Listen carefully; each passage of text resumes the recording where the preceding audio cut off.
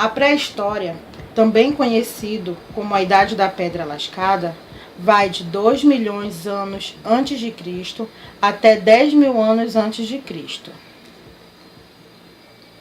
Este período da pré-história se caracteriza pela fabricação de ferramentas, como machados, lanças, cajados, facas e outros objetos de pedra, osso e madeira.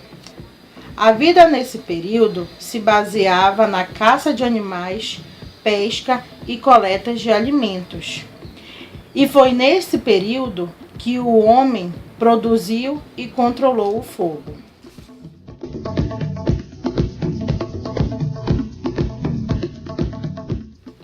A economia era de subsistência, ou seja, não acumulavam nem produziam para o comércio, mas apenas para a sobrevivência da espécie.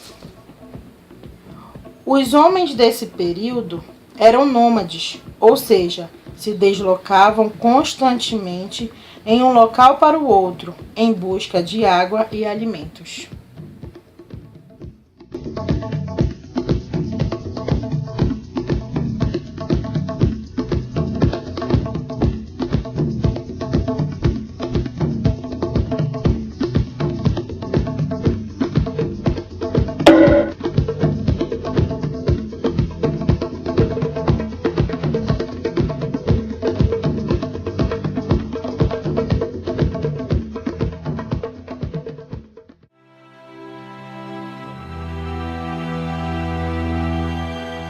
O trabalho escravo no Brasil perdurou entre os séculos XVI a XIX. Pode-se dizer que é um tipo de relação de trabalho que existe há muito tempo na história da humanidade. Normalmente, os escravos trabalhavam nas minas, nas plantações e como remadores de barcos, onde executavam tarefas muito pesadas e rudimentares. E poucas vezes ou quase nunca tinham direito a descanso.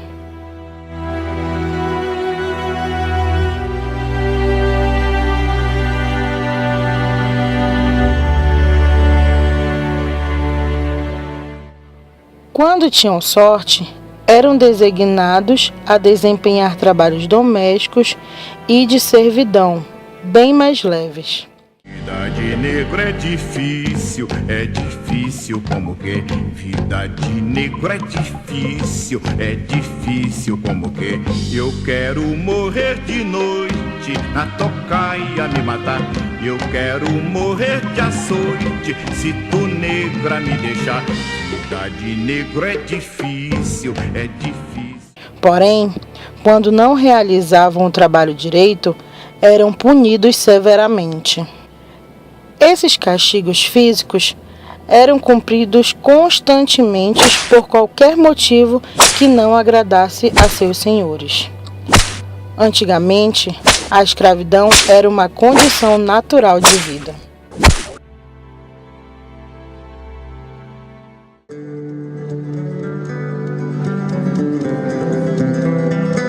As características gerais do feudalismo são o poder nas mãos dos senhores feudais, a economia baseada na agricultura e utilização do trabalho servil. Os servos trabalhavam no planteio e cultivo das terras, além de realizarem trabalhos domésticos.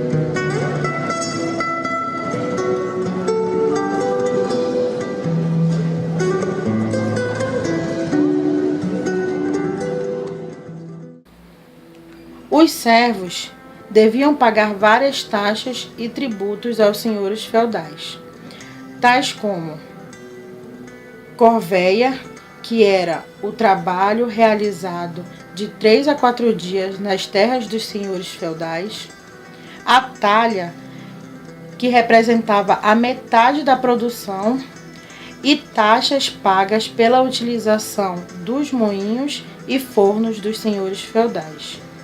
Tudo em troca de segurança e poucos alimentos. O feudalismo não terminou de uma hora para outra, ou seja, de forma repentina. Ele foi aos poucos enfraquecendo e sendo substituído pelo sistema capitalista.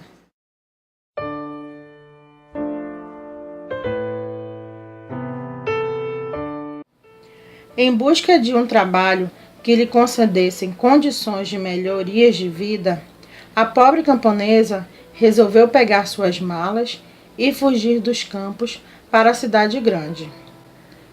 Com muita aflição e medo de que tudo o que havia planejado não desse certo, ela segue pela estrada fora até que seus olhos se encantassem ao avistar a cidade.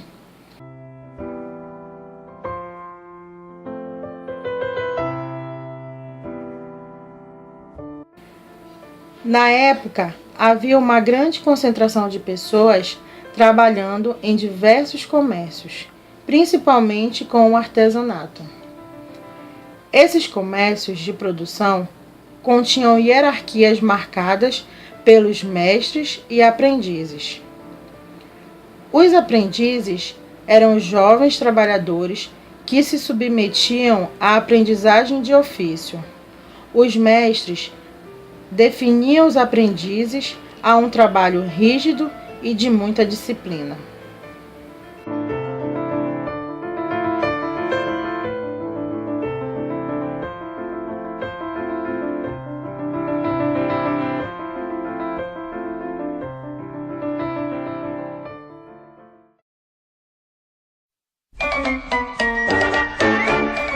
A Revolução Industrial teve seu início na Inglaterra no final do século XVIII e início do século XIX.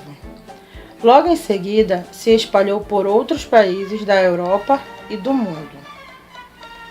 Essa época foi uma fase de transição do sistema de produção artesanal para o industrial. Com isso, a invenção de máquinas que produziam em grande escala. No período da Revolução Industrial, os trabalhadores eram vistos apenas como uma forma de produção e lucro para a burguesia que não tinha nenhuma preocupação com a forma desumana que a classe proletariada trabalhava. As fábricas eram lugares precários onde os trabalhadores tinham jornadas de trabalho abusivas. Faziam movimentos repetitivos e desgastantes em linhas de produção, e muitas das vezes não sabiam nem o que estavam produzindo. Com o passar do tempo, a classe proletariada já estava cansada de constantes abusos, então começaram a se reunir e paralisar as produções. Com isso, a burguesia se sentiu pressionada e houve uma melhora nas condições de trabalho. Surgiram a partir daí os sindicatos e as leis trabalhistas.